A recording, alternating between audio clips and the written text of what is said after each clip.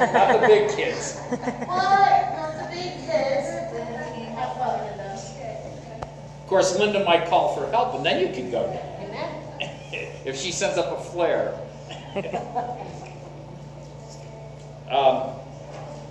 Good morning again. Good morning. Good to see everybody. This morning I want to talk about something I was reading about recently, humility. And I don't know about the rest of you, but I know what I think of myself. I think I'm always right. Yeah. And you could ask Carol. I'm always right. And but I suspect I'm not the only one in here that may have this problem on occasion. And the thing that I read was, it mentioned evangelist Billy Graham, and it said that he was extremely well known for his humility, and as well known as he was, and as very important as he was, and as famous as he was, it said that he found it difficult to say no to anybody that walked up to and approached him and wanted to visit with him for a minute or two. He always took the time. He loved it. He was always pleasant to strangers, total strangers, and he always credited God with the success that he had. And when you think about it, Billy Graham probably reached more people for Christ than anybody else that has ever lived in reality at the time. So humility is something that you'll see it in sports. An athlete gets to the team and becomes great, and up to that point they've been pretty humble. They haven't really had their nose in the air and things, and but then when that success starts to stay around them for a while, sometimes they get a little arrogant. And I watch a lot of football, and there's some players that they're tremendous players, and I just dislike them intensely because they're, in my own words, idiots. They act like idiots out there. And I like some of the old-time players that when they made a good play, they just turned around and walked back to the huddle, and their buddies patted them on the back. But they didn't do a dance. They didn't act like fools out there. And there's so many of them like that anymore. And the money that they get paid is tremendous, and that helps to corrupt them also. But it talked in this article that I read, it talked about what is humility, and it says humility doesn't imply a lack of self-confidence. You can be humble and be very confident, because some people think that when you're humble, you're kind of scrunching down, and that's not it. It's that in reality, when you're humble, you're not thinking of yourself. You're thinking of, if you're a Christian, you're thinking of Christ.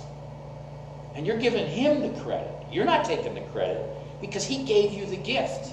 He gave you the ability to do whatever you're doing. And we, as human beings, we have that tendency to want to take the credit for ourselves. And it said that Billy Graham's verse that he tried to live by was in Isaiah chapter 42, verse 8. And it says, I am the Lord, because this is God speaking. I am the Lord. That is my name. And my glory I will not give to another.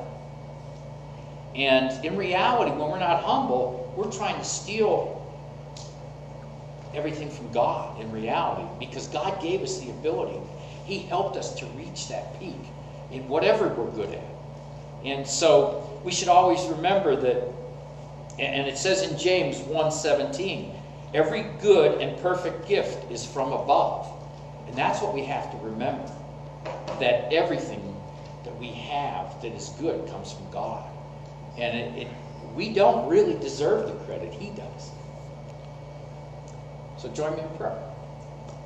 Lord, you are just so great, so fantastic, so fabulous. You've created everything in this world and the universe, and we forget how mighty and powerful you are sometimes. You gave all of this to us to enjoy on this earth.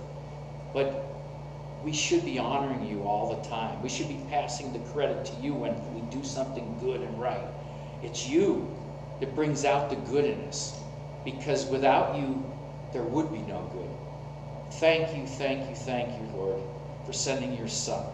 Thank you for loving us so much that you sent Jesus to die on the cross.